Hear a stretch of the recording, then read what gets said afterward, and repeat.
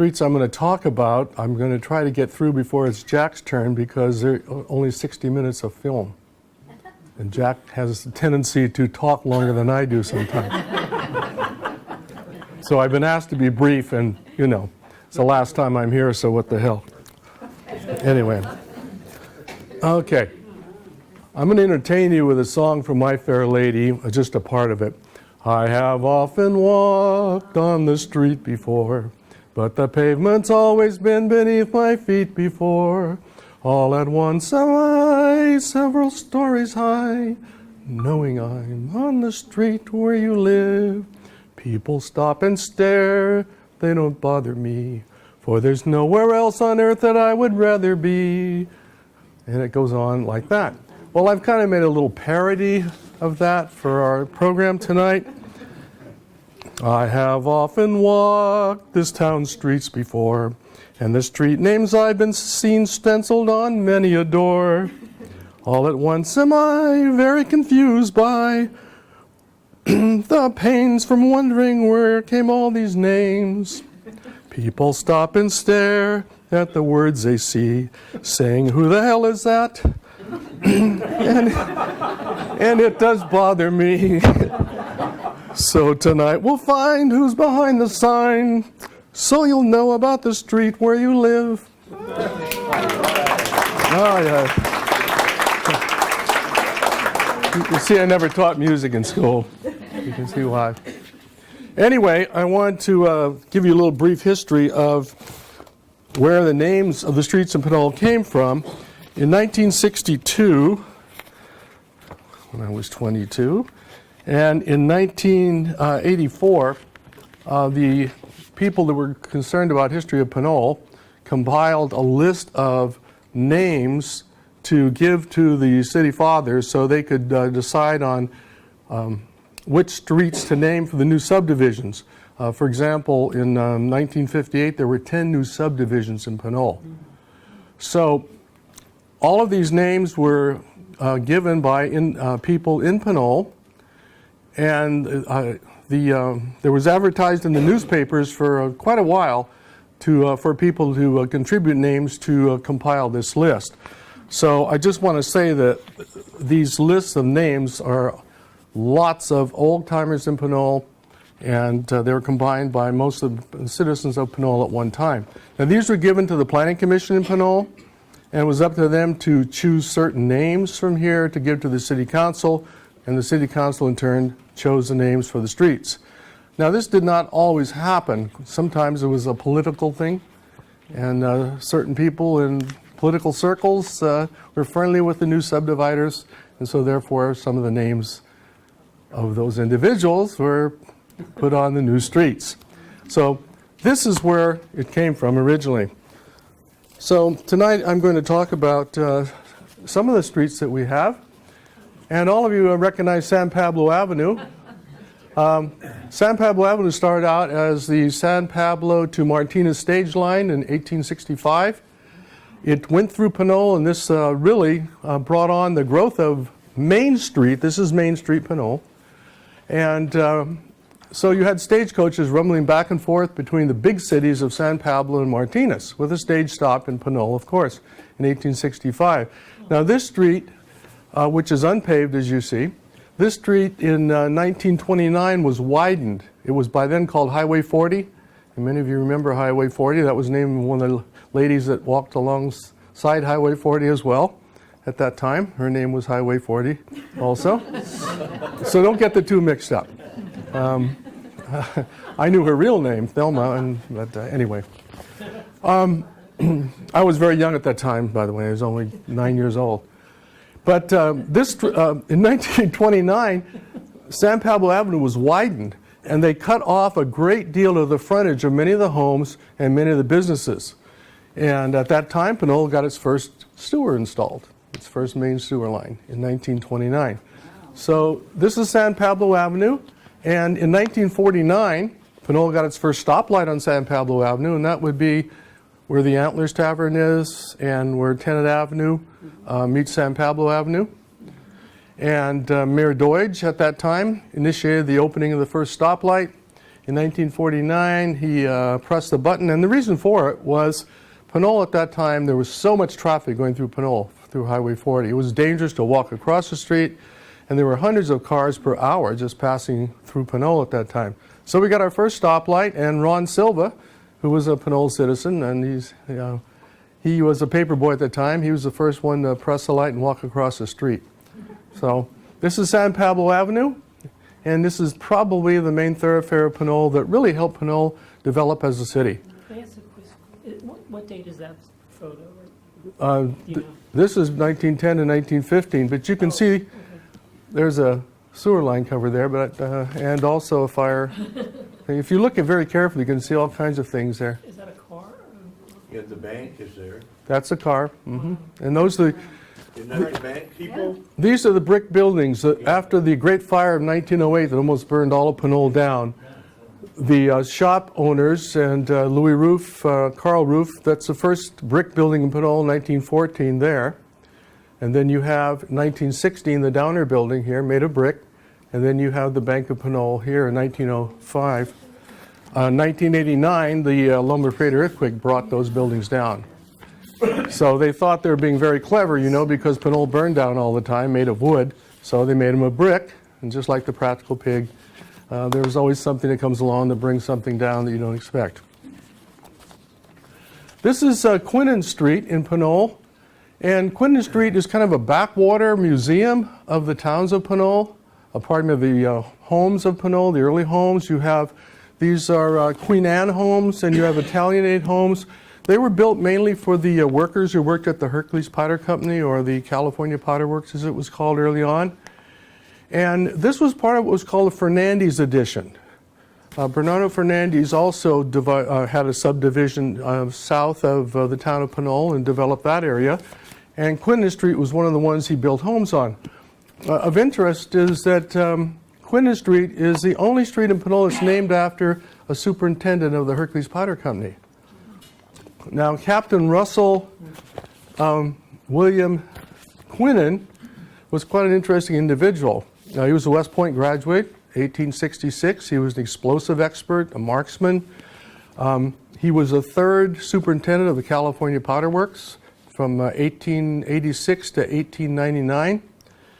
And then there was a huge explosion in 1896 at the California Powder Works. But there was a bigger explosion in his life when his wife divorced him in 1896. In fact, she deserted him. It was one of the biggest scandals in San Francisco, the Bay Area history, because they were way up there in the social strata. And she walked out on him. He tried to get Carolyn back, but Carolyn didn't come back. And so he ended up his life working and passing away in Australia in 1912, I think it was. But this street is named after him, and I think probably because he was a friend of Bernardo Fernandez. That's the only reason I would think the street is named after him. He was pretty inventive also. He invented in 1864, he invented a hand packing packaging machine for powder. So he was an explosive expert, and I'm sure that's why he got his job at the California Powder Works. But today, Quinnen Street homes, if you've not been by there, go by and see them. They're beautifully revitalized Victorian-type homes. And it's a pleasure to see that Pinole still has an area that is really Old Town. Quinnen House Bachelor's Club. What was that? I'm sorry, I didn't hear the question. What was it said Quinnen House Bachelor's Club? What was that? I didn't, On the picture. On the previous slide. I don't think this is working. oh, the previous one? Yeah, no, the first photo. The first photo. Yeah, see, it says Quinnen House Bachelor's Club. What was that about? Oh, this is okay, this is the Quinnen house, and that probably they're talking about, that's probably the superintendent's house in Hercules, where the superintendents of the Powder Works lived. I'm just wondering why. And the Bachelor's Club, I don't know that much about Hercules, except that there were a lot of single men that worked there. Oh, And I'm sure that's, Is that house still there, George? no, that's gone, yeah. The Bachelors, they worked in Hercules and drank in Pinole. This store is a very interesting store because it's still here today. It's a Mexican restaurant in the corner of San Pablo and Pinole Valley Road. And my great uncle Joseph Lewis owned the store in around 1909. But before that, we're talking about Charles Street now. If you've ever been over to the Senior Center, there's the street that runs in front of the Senior Center called Charles Street. And the first occupants of this home were William and Charles Clark. And the Clarks were grocery store owners. And both of the Clarks and their families lived up here and worked up here. Later on, they were to take jobs at Hercules Powder Company. But Charles Clark moved over to the area where the Senior Center is, and that home is still there. He lived in that big blue home that's just under that redwood tree as you go into the Senior Center. So that's what Charles Street is named after, Charles Clark. Now, I shouldn't be talking about this. This man here should be talking about this. I worked with this fellow for a long, long time. I heard more stories from him, and I can tell you one or two. Hey, George, Only two, yeah. George, on that last picture, are they the people that lived above, are they the ones that had Mickey's Bait Shop? Yes, yeah. That's the family that had Mickey's Bait Shop. Yeah, and it used to be Mickey's Bait Shop. Remember you had the parrot in there that Yes. kids would run down the hill from the old school and run. Mickey's Bait Shop is where the Mexican restaurant is now. That's right. Yes, it's had quite a few. It was the original Pinole Food Center too, at one time. But one of the tricks the kids used at the old school in Pinole was, and Jim, you would remember this. You probably did it. They would roll the ball down from the top diamond to the lower diamond, and then kick the ball down so it came down to San Pablo or Pinole Valley Road. Run down to get the ball. Run over to Mickey's Bake Shop to talk to the parrot and get a soda or a candy bar. That was a favorite trick at that time. The Lefevre family is quite an old-time family in Pinole. They're a very civic-minded family. They always have been. They continue that until today. This is Mike Lefevre and Michelle Lefevre. Two of the descendants of Lefevre family. Actually, there's three. Three. Cousin. Okay, I don't know the cousin, so welcome. But these two individuals I knew very well, Roy Lefevre and Mabel Lefevre. This is their 50th anniversary in 1959. Roy Lefevre was mayor from 1947, I believe, to 1948. He was also in the Lions Club and one of the biggest organizers of the Fiesta del Pinole and the Lions Club parades, the 4th of July parades that Pinole had. Very civic-minded individual, very pleasant individual, very dignified man, and so was his wife. And it was a pleasure of me to interview him one time and tape record him. And I have a few of his memories down. Lefevre's family, they had three sons, two sons. They had Red, or Roy Lefevre, Redhead, and Edward Lefevre, and then they had a daughter named California as well. And the Lefevre Way is located, where would you say it is, Mike? It's west, in the western part of Pinole, off of Buena Vista Drive. Yeah, it's the Lefevre family. And Mike, you want to add anything about your family? Well, the reason that we have those streets named after us in that part of town is that my grandmother's family had land over there, the Buckleys, and every kid, there were 5 kids. In addition to my Aunt Callie, there was Robin's grandmother Dorothy and Aunt Doris, who lived out of state, and everybody got a plot of land, a lot and a half, and that lot and a half that Uncle Eddie got was designated Leroy, at the intersection of Leroy, which was my grandfather's name and my middle name, and I didn't know that. and Lefevre. Oh, That was my dad's Leroy. first name. His real name was Leroy Lawrence. And so that's why it's in that part of town.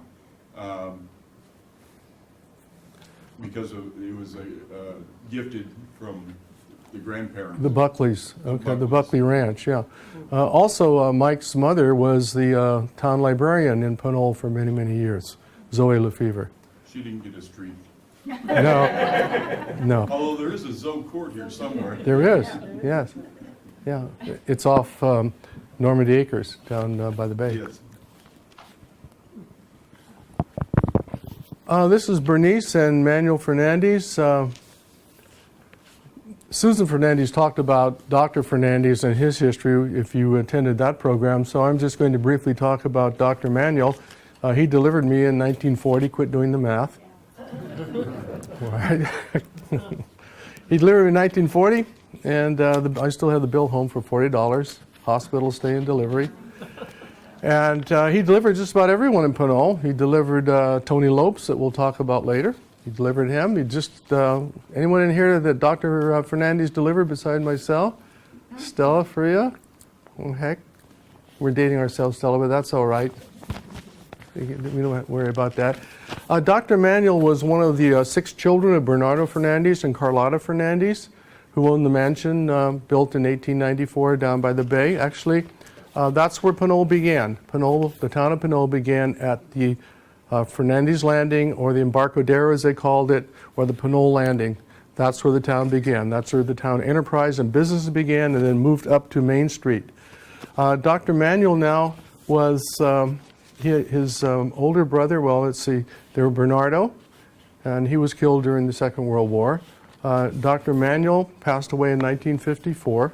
In fact, they were going in the front door to tape recording when they were taking him out the back door. It was that close of encounter. But Dr. Manuel was a beloved town doctor in Pinole who delivered so many of Pinole's children. And he was one of 6 children. They had 3 boys and 3 girls. The youngest of the Fernandez sons was Tom Fernandez, and he lived in the old mansion until 1951. And they had 3 girls. They had Maria, Anita, and I forget the name of the third daughter. But this is Dr. Manuel Fernandez, and I'm sorry, this is his dear wife, Bernice. And Bernice Fernandez was one of the original members of the Pinole Historical Commission with me in 1968. And she was the daughter of a local druggist in Pinole that came to Pinole. And Dr. Manuel had his office practice in the Downer building in downtown Pinole, in a brick building that we'll see soon. And she met him there and married him there, and it was a very, very wonderful romance. And the home is still there, by the way. If you go down Tennant Avenue and you go up Buena Vista, you see those 2 huge pillars on Tennant Avenue, and the road goes up like that. There's a family still living there. The home was sold. And there's still people living there, very private. I understand the wife is the wife or former wife or former wife of a rock star. I'm not sure which one it is, but someone like the Grateful Dead, somewhere in that. What is it? John Fogerty. Okay, John Fogerty. Okay, so that's... Is that where the Mary Oddies no. lived? No. Mixed up then. This home that they live in was built during World War I, 1916, and when they were first married. And they had to dynamite the rock out, and they had trouble getting building materials because of the war at that time. It's off the Santa Fe tracks, which the Southern Pacific tracks are down by the bay. And the Santa Fe, it's closer to those tracks. Isn't that the home that they used to rent out to wedding receptions and all that kind of stuff? No, not that one. No, I used to deliver newspapers there when I was a kid, and they had these 2 damn Cocker Spaniels that used to, they loved the Cocker Spaniel, one black and one golden, and they used to chase me and try to bite me every time I'm on a bicycle going down that road of theirs. That's right before the Santa Fe Trestle. Yes. You turn left and go Yes. up that windy thing to the top. Yeah, private road there. You Yeah. can also get to it from the back, can't you? Yeah, Going up on Buena Vista, yes, you can. Yeah. This is Tennant Avenue, and the tenants are, of course, many of you, I don't know how many of you have read our books, but a lot of the information I'm talking about tonight, you'll find some in our book. I'll start with Dr. John Tennant. Dr. John Tennant was the brother of Samuel Tennant, who was the founder of Tennant Avenue in Pinole. Dr. John came to California before Dr. Samuel. He came from England also. And he talked Dr. Samuel Tennant into coming to live in Pinole. And Dr. John Tennant had a practice in Marin County. And the reason he talked Dr. Samuel Tennant into coming to Pinole was the gold rush in 1849. Because Dr. Samuel Tennant wanted to get rich. He was the chief physician to the King Kamehameha of Hawaii at the time, but when you heard about the gold striking, he decided to come into California. And then Dr. John Tennant later on practiced in Martinez. But the street that we are talking about now is John Street. So that's where John Street got its name, from Samuel Tennant's brother. This individual, Dr. Samuel Tennant, as I said, he was the physician to King Kamehameha of Hawaii. He was on a whaling ship. He was quite an adventurer, quite a fella. But when he came to California in 1849, he didn't expect to find gold, but he found romance. And he was coming to Pinole, through Pinole to go to the gold fields, and he happened to visit the adobe home of Ignacio Martinez in Pinole Valley. And he had 9 daughters at the time. And he met and fell into love with the beautiful Rafaela Martinez. That was Pinole's first romance. And he decided, to hell with the gold. He decided to stay in California, and he saw money. He married into kind of a wealthy family also. I might say they were married in 1850. They had a 3-day fiesta going down to San Jose. He became Catholic, had become Catholic. He married a Catholic girl, you know. So he became Catholic very quickly. And he had the first wooden home in Pinole. And it was brought around the Horn, Cape Horn. It was cut and numbered and brought around Cape Horn.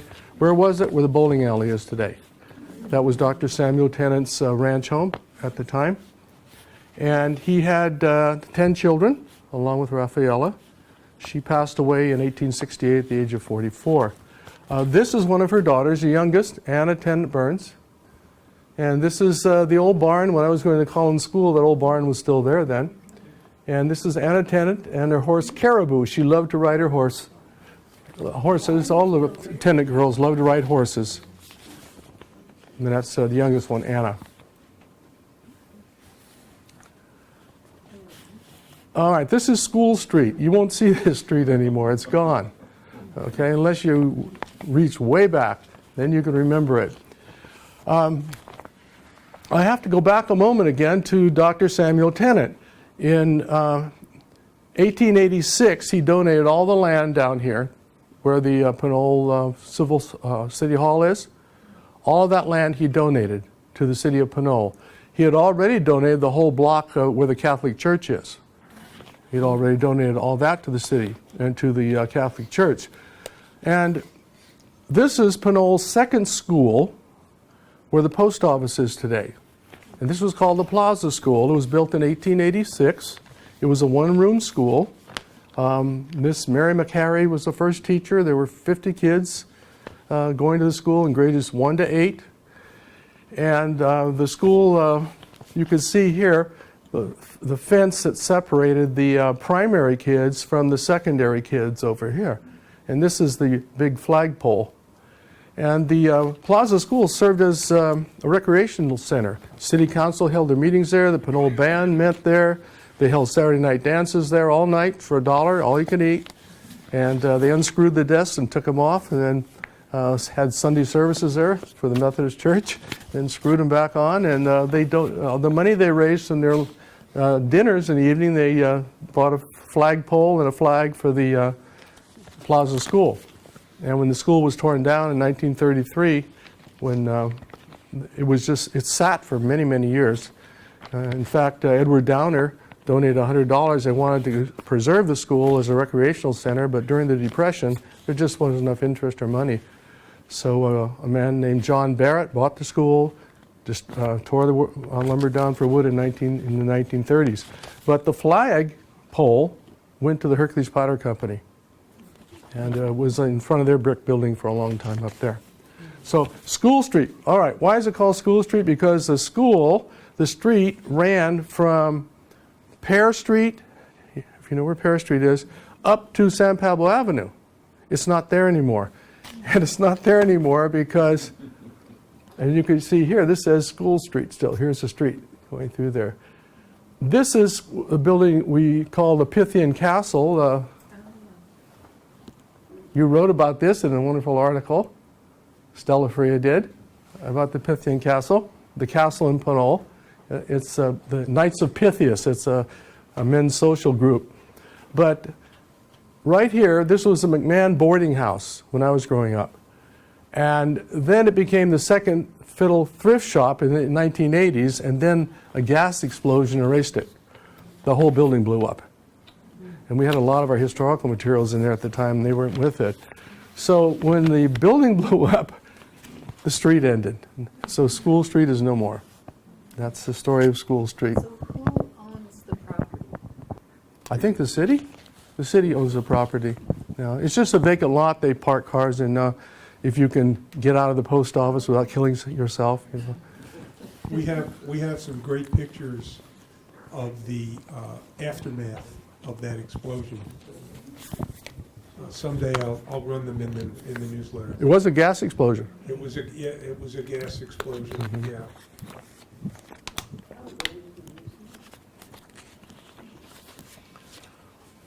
George, I sold that property to the city of Pinole. They wrote a check to me for $100,000. And I said, no, you don't make checks out to personal people. You make it out to the title company. The city was giving me $100,000. Oh, wow. By the way, this is Earl Combs. Earl, why don't you stand up for a moment, please? Earl is the master photographer who has been photographing since its inception, the building of the Pinole Valley High School, the new Valley High School, plus the bridge out in Pinole Valley, out at the Y. And so far, I have 15,000 pictures of the high school being built. Wow. I have videos. And I have about 5,500 of the old school being torn down, which I helped to build that school. And I have probably about 3,000 of the bridge down here. And we don't want to forget the new walk trail, Which, the bike trail. oh, yeah. Oh, yeah, I'm taking a lot of pictures of that, too. He has a And drone. on our Facebook page, I post a lot of those photos on the Facebook page. They're really quite extraordinary.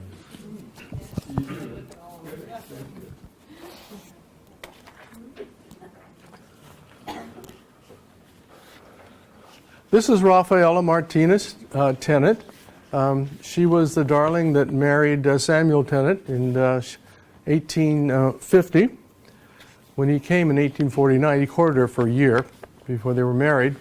A little background on Rafaela. She was the seventh daughter of Ignacio and Doña Maria Martinez, who owned El Rancho Pinole and had the adobe home in Pinole Valley. He had 9 daughters. He and his wife had 9 daughters and 2 sons, and she was the 7th daughter. And what was interesting was when the old Don died in 1848, every child got 1/11 of the estate. Her 1/11 of the estate was all of downtown Pinole and all the Pinole waterfront. Wow. Bernardo Fernandez bought the waterfront property that he owned and started the town of Pinole from her estate. She passed away in 1868. 10 children, age 44. Of interest also is the fact that Dr. Tennant, well, I'll move on. Here's another Downer Street we're talking about, and Downer Street is off Pinole Valley Road before you get to Henry. And Downer Street was named after one of Pinole's most important influential individuals, and that was Edward M. Downer. He came to Pinole in 1886 as a telegraph agent and station agent for the Southern Pacific Railroad. And he was quite an enterprising individual. He came as a young man from Nevada City. He eventually helped found the first Pinole newspaper, the Pinole Weekly Times in Pinole. He moved Pinole from the Bayfront up to Main Street, and he was the first postmaster in Pinole while he was down at the Bay. He also teamed up with Bernardo Fernandez, as I said, to found the newspaper, the Pinole Weekly Times. He was a jack of all trades. He was quite an enterprising businessman. In 1903, when Pinole was incorporated, he was a city clerk. He served as mayor of Pinole from, I believe it was 1912 to 1938, somewhere around that time. Long time. He founded the Bank of Pinole in 1905, and the Bank of Pinole is a historical building now that's been preserved in downtown Pinole. And the Downer family, this is their home. The home was built in 1900, the Downer Mansion, where today Linda Bartels of Bartels Realty lives today. They remodeled and refurbished the home. And they were married. He married Elizabeth Bouquet in, in 1895, and then the home was built in 1900.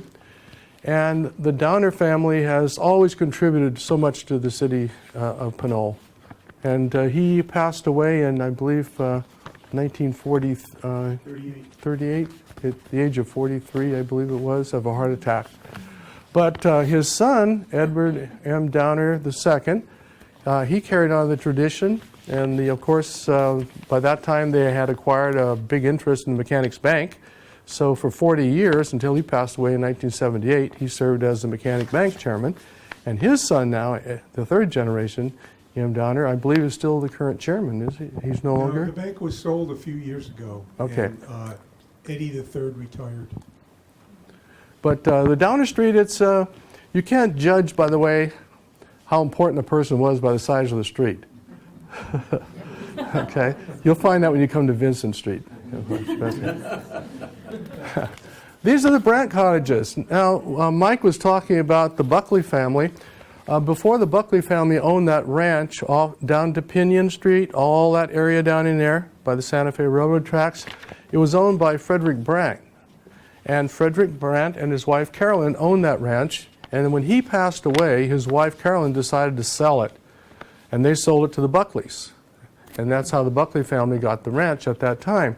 And Carolyn moved into the town of Pinole, and she was very enterprising, for a good woman.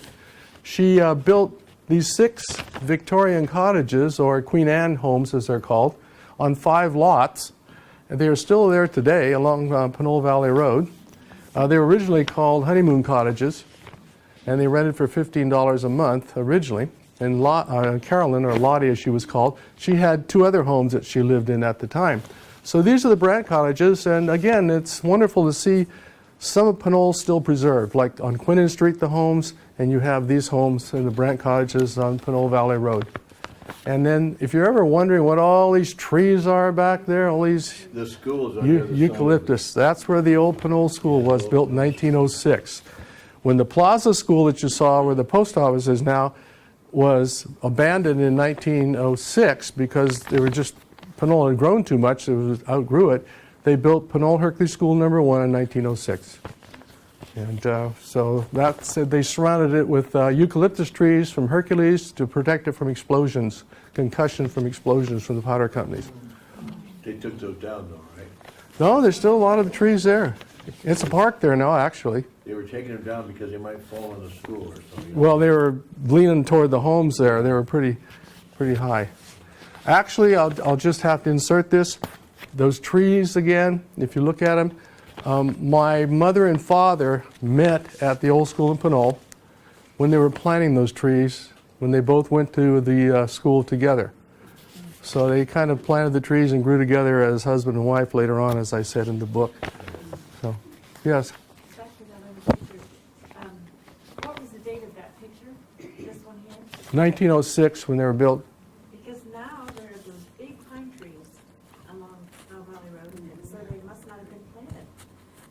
So they're not that old enough. Well, when I was That's where the growing, creek is. The creek Yeah. is right there. I know, but you know those huge pine trees they have along the side? well, this is the bridge. But when I was growing up, they had a red bridge here, a rickety wooden bridge. There were all trees here. The creek, pardon me, that's Pinole phraseology, crick. We don't call it a creek, we call it a crick. When I was growing up, the creek was full of trees and bushes and fish and so forth. And then, of course, the Great Flood of 1958 that almost destroyed a lot of Pinole forced the civil engineers to come in and straighten out the creek and take away a lot of the environment. So that's where we are. Another famous family in Pinole, and this one, if you've ever been up Henry Avenue, these are the Ellahorst children. And this is Chris and Christina Ellahorst. They came to Pinole in 1872 and rented a farm in the valley. Their first daughter, Frances Ellahorst, was born there in 1874. And eventually they moved down to what is today Hercules, and they moved into the Kate Cousins home. Kate Cousins was a daughter of Samuel and Tennant and Raphaela Tennant. And she sold their home to the Ellahorsts in I think it was 1880, around that time. And they raised their 6 children there. And I'm sorry, I can't tell you the names of all of them, but there were 6 of them, and that's Henry. And this is Frances. Frances was the most notable, I think. She taught school at Sheldon School. When she was a young girl, she drove from the Ellahorst Ranch, which is up above the senior center there. She drove a horse and buggy every day to the Sheldon School and started the fires up in the stove and cleaned the school out and did her teaching. And then at the Plaza School, when she was in her 20s, she was the last principal in 1905 at the old Plaza School, where the post office is today. But she also served at the Pinole Hercules School No. 1 for 40 years up there as principal of that school until she retired in 1940.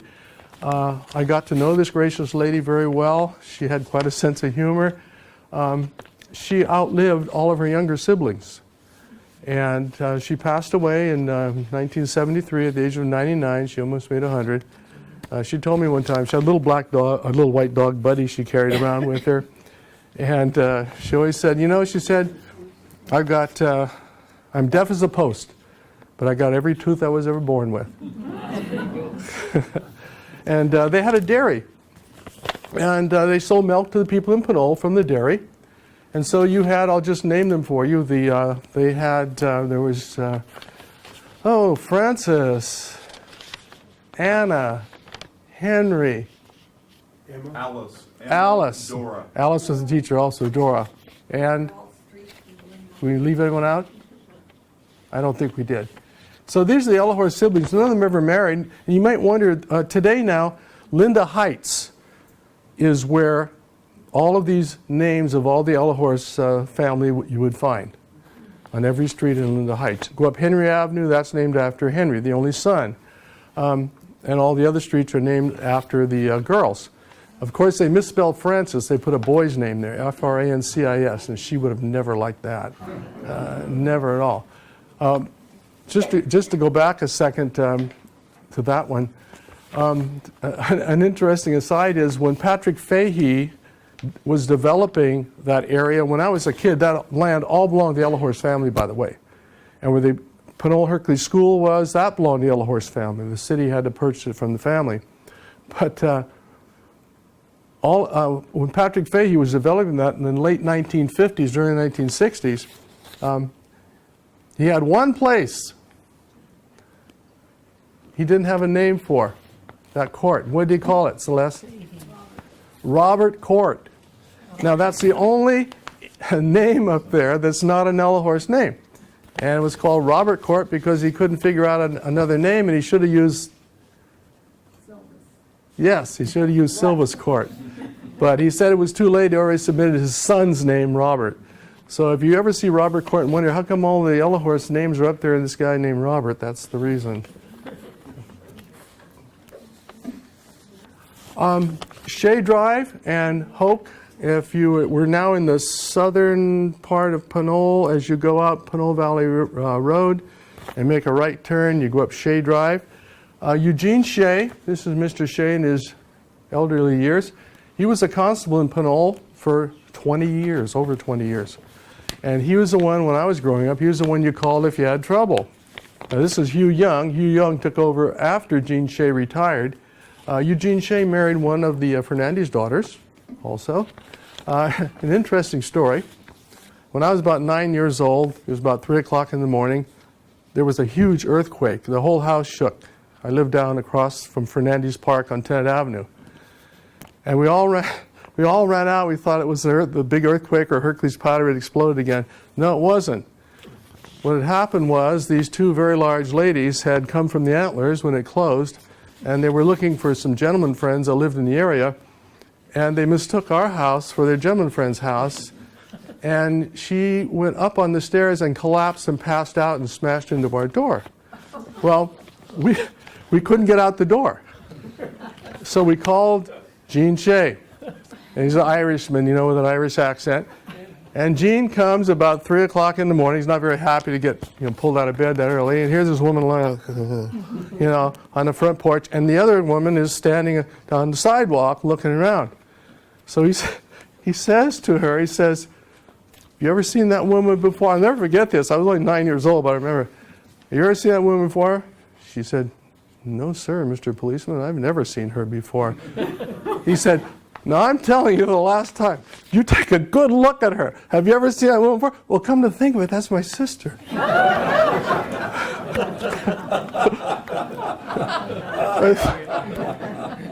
So he had his work cut out for him. Now, Ed Hoke, he was the town councilman. He was mayor from, I think, 1960 to 1961 in Pinole. And he was also the head of Pinole Light and Power. So much for Ed Hoke. He was another town councilman and mayor. I'm going to try to hurry through these if we can. Now, we're not at the end, are we? No, we still have a few. All right, I'll go quickly. Fitzgerald Drive. We know Fitzgerald Drive very well, but this picture I found at the Contra Costa Historical Society, a map. This shows what is today Appian Way, used to be called First Avenue. And this belonged to Fitzgerald. This was all Fitzgerald property. Today where the freeway is and where Fitzgerald Drive is, and about in the middle of the freeway, that was where Pinole's first school was. And it was called the Fitzgerald Ranch School. Mr. Fitzgerald and his wife were very interested in education. They were Irish, and they wanted their children to have education, so this was Pinole's first school in 1865. It was founded. And it was a one-room school, and at that time, the first enrollment in 1865, there were 50 white children and 3 Indian, I think they said at the time.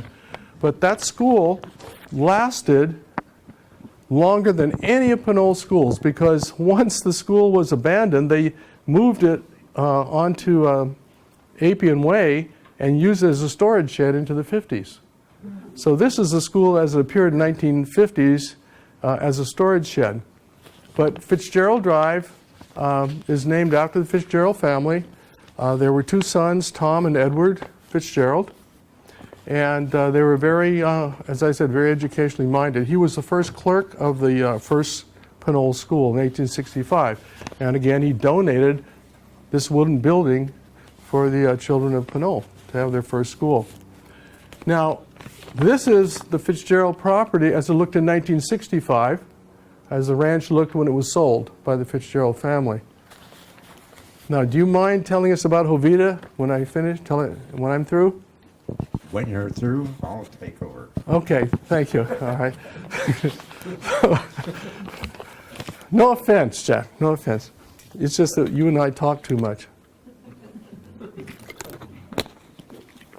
Just kidding.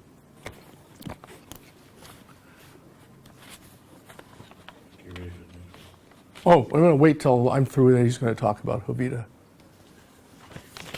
Oh, At the end, yeah. Jovita Fitzgerald was one of the descendants of the first Fitzgerald, and she was a benefactor of the city of Pinole and a benefactor of the history of Pinole also. She and her sister, they both lived in Berkeley. Jack is going to talk a little about her because she was so important to our city. This is the Lopes family, and you have Lopes Lane and Lopes Court. and this is in the western part of Pinole off Pinion Street.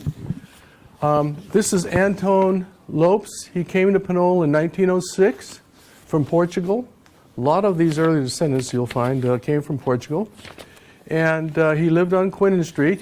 He was a gardener at the Downer Mansion. Remember we saw the Downer Mansion in 1900? He was a gardener for Edward M. Downer, and then he saved up enough money to buy one of the Fernandez homes on 678, easy to remember, Quinnen Street. And the family member still lives in that home. It's been restored. It's beautiful at that time. Now, Anton Lopes married Rosalina, and they were married in the San Pablo St. Paul's Catholic Church. And one of the things he thought about and is known for was he started the first tomato farms in Pinole Valley.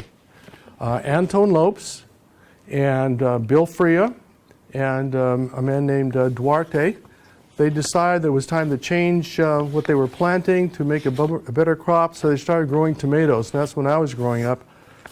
The valley was full of tomato farms at that time. And they sold the tomatoes to the Heinz Tomato Company in Berkeley and made a nice profit and changed things in Pinole. I remember when I was growing up, my mom would always get telephone calls from the other ladies during the summer because the tomato trucks that were loading tomatoes, they'd make a bad turn and they'd turn over, and all the Pinole women would grab their sacks and run up and fill them full of tomatoes at that time. Yeah, that's what you did in Pinole for a good time back then. This is his son, Tony Lopes, Jr. He was born in 1917, and Dr. Fernandez, Manuel Fernandez, delivered him as well. He met his wife in 1939. He served in the service till 1945 in Europe, and then they were married when he came home. They toured 22 states on their honeymoon, and they were very, very wonderful people in Pinole.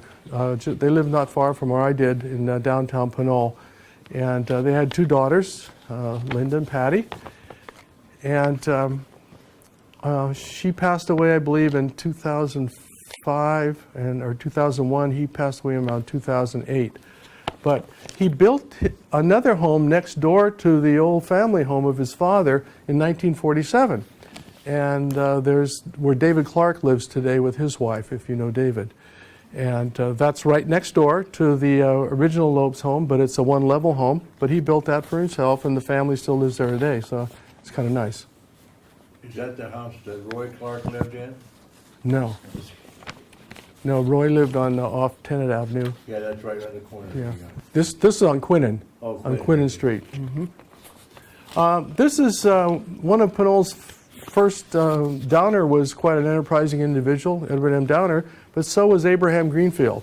Abraham Greenfield was Jewish, and I might say that people of different nationalities gemmed and very well together in Pinole. There wasn't any animosity. Everybody worked together. Everybody seemed to enjoy each other's company at dances and parades and so forth. It was, you know, it's a time that's passed, but it was a beautiful time. And Abraham Greenfield came from San Francisco as a single man in 1895, and he met the love of his life and married, and he built this imposing department store on the corner right across from the Catholic Church on the corner of Prune Street and Tennant Avenue.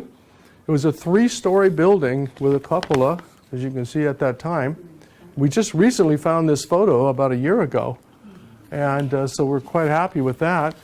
And he sold everything in this store.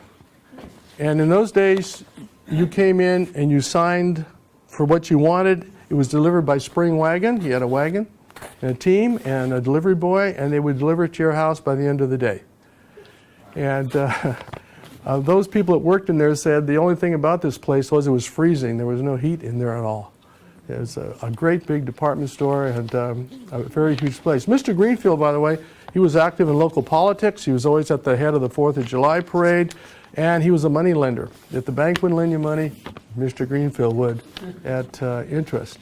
So this is Greenfield Circle, and this is up by off Ridgecrest Road. Ridgecrest Road. Greenfield Circle. So this is a Greenfield family. In about 1930, he went back to San Francisco. He and his wife and daughter left Pinole. This is one of my favorite people in Pinole. Ramona Street in Pinole Valley is named after her. Maybe you remember the book by Helen Hunt Jackson in the 1880s. You might have read it, called Ramona. And Ramona, I think her mother named her after the character in this book because she was a child of two different cultures. Her mom was English, and her father was Hispanic, and they had combined both beautifully long brown hair with beautiful blue eyes and ivory complexion at the time. She had a very sad life. I wrote this book about her called Yesterday's Child because she and my mother were friends. They lived out in the valley together and grew up as little girls. And my mother had a wagon and horse, and she would pick up Ramona, and they would come to the old school in Pinole every day, tie the horse up, noontime, take it some food and water, and then take the horse back out into the valley 5 miles later. So I call this Yesterday's Child, remembering the life of Ramona Martinez. And this is Ramona's young girl. This is her when she was 18. Her family was very poor. She was born in Martinez on April 20th, 1900. And there was not a mention in the newspaper of her birth. When she died in 1918, it made front page news. Every girl in Martinez, she was in the head social circles at the time. She had boyfriends who were way up there in the social world at that time. But a couple of things I want to say about her. She was the last Martinez to live in the old Martinez adobe in Pinole Valley. Now, this adobe was built around the 1830s.